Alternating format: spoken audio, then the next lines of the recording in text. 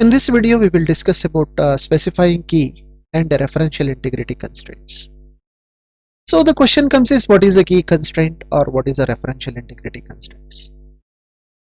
We are already familiar with this because we have already created a tables using a MySQL, and about those already we have demonstrated also. The primary key. So there are basically two key constraints are there. Those two key constraints are primary key and unique key. Now at the top I have given a primary key, then I have written a unique key, but I want to explain a unique key, then I will go for a primary key. So if you see the properties of primary key and unique key has a similar properties of the primary key, but there is a difference. I will just tell you what is that. First we will start with the primary key. Primary key is a key constraint, and this is the attribute. Primary key is an attribute in a relation which will be having a single attribute, means you cannot have a duplicate values if you have specified it as a primary key. In our example, in our company database, we have taken D number or SSN number, SSN, as a primary key. That means it is not null, means you should have some value in that, and those fields which are assigned a primary key constraints cannot have a duplicate values. Example, if you have specified a department number for department like a computer science or a mechanical or any other department, same department number you cannot give for the another department. It's unique.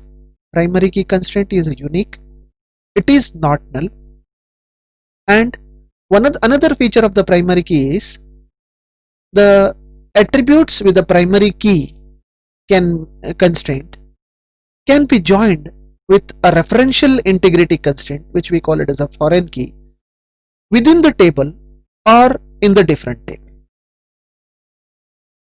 So what do you mean by within the table and what is a different table, we will discuss.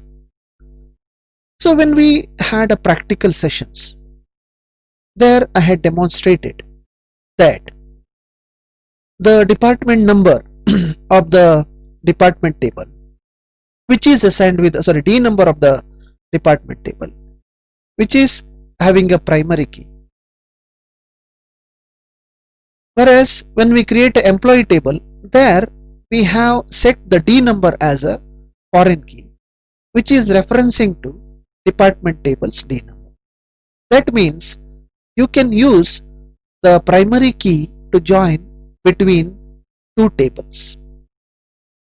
And how it is used to join within the table, we will discuss it later when we discuss about a referential integrity constraint. Now this is one of the key constraint. The next is unique clause.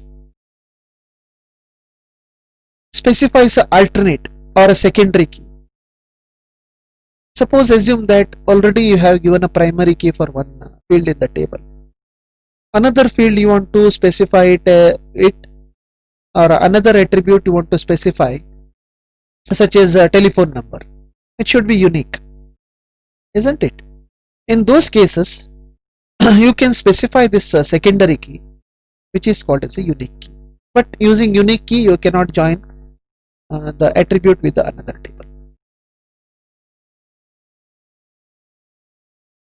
So unique key can be specified as dname varchar 15 unique, means in case you want department names to be unique. Yeah, this is the criteria what is essential. Department name or department number should be unique.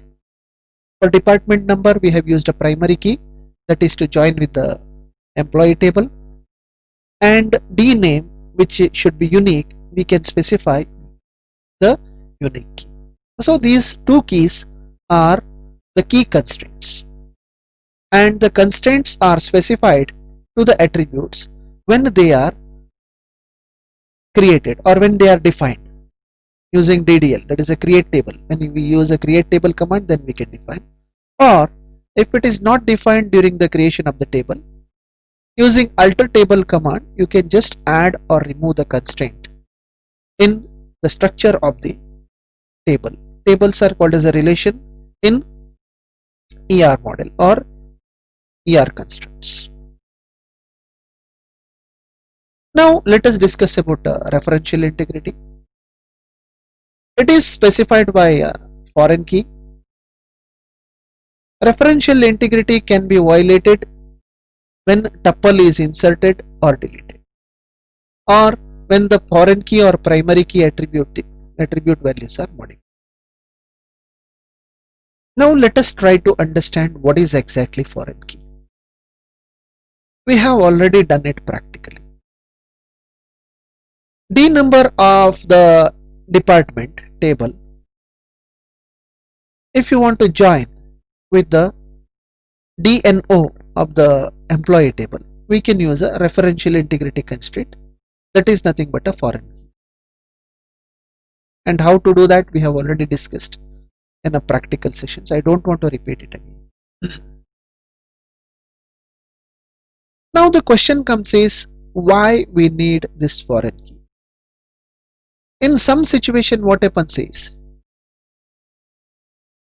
you want to join, or suppose assume that one company is there where 5 departments are there. Sometime it is possible that while entering the record the computer person may make a mistake, and instead of existing department he may add the employee to some other department which is not existing. This is quite possible, isn't it? It's a human error. Now if you define a foreign key and if you join the department number with the primary key field, that is a D number in the department table, automatically it will take that department, and you cannot add any other department number in employee table other than what is existing in department table. That is what is the referential integrity constraint. So there we are specifying references, foreign key references department in bracket D number. That means what? The foreign key field, here we have taken a D number as a foreign key field in the employee table, that will be reference to the department D number of the department table. Means the value in a department table will be, means the value in the employee table will reference to the value in the department table. But here few situations will come that sometime you may need to insert or you may need to delete. So when it is inserted, it's okay, it will not accept the value which is not in the department table. For D number, whatever the value is there in department table, only those numbers or those values will be accepted. But sometime what happens, for some reason we need to delete the department or we need to delete the employee. In such situation what happens is, when we specify this foreign key, we have some schema designers actually have used some alternative actions. In case it is deleted or it is updated, what should be done? Here it can be set as a null, or a cascade can be used, or it can be set as a default, means some default value can be set. And here the designer can choose on delete set null, on delete update cascade along with the foreign key to do such alternative actions. This was regarding referential integrity. So here one more concept we have to discuss here. If we consider super SSN of an employee, if the tuple or surviving employee is deleted, the value of the super SSN is automatically set to null. For all the employees in the tuple, they were refining the deleted employee tuple. So that is what is possible only when you set it as on delete set null, on delete set null, which we have already discussed in the previous slide. On the other hand, if the SSN value of a servicing employee is updated, so here it is given on update cascade, correct, updated, the new value is cascaded to super SSN for all the employee tuple, refining the updated employee tuple. So these are the two actions we can specify, or any on another 2-3 options are also there. So these are the two options what I have discussed in this.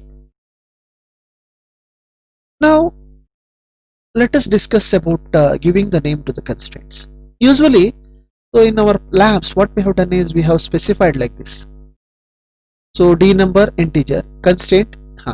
Here we have not defined this as a EMPPK. So this is the constraint name. So when you specify the constraint, you can specify the constraint name. If you don't specify it, by default it will take one constraint key. We can call it as a constraint key also. Correct. So primary key SSN means, suppose assume that you want to remove the constraint, you have to, I have already done this in the practical sessions, that alter table name, drop constraint. If you give employee PK, it will drop the constraint primary key to SSN. So in such situation it is needed.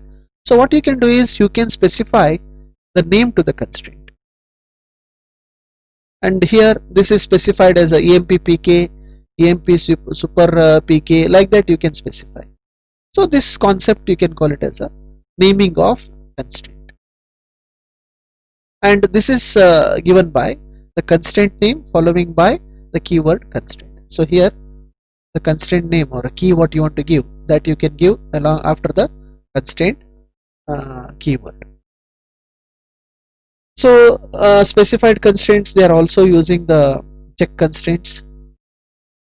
Check constraints are some key constraints where it will check whether the male or female employee is male or female, and this is used along with the create table statement. So in this particular topic we have discussed about key constraints, the referential integrity constraints, and we have discussed about giving the name to the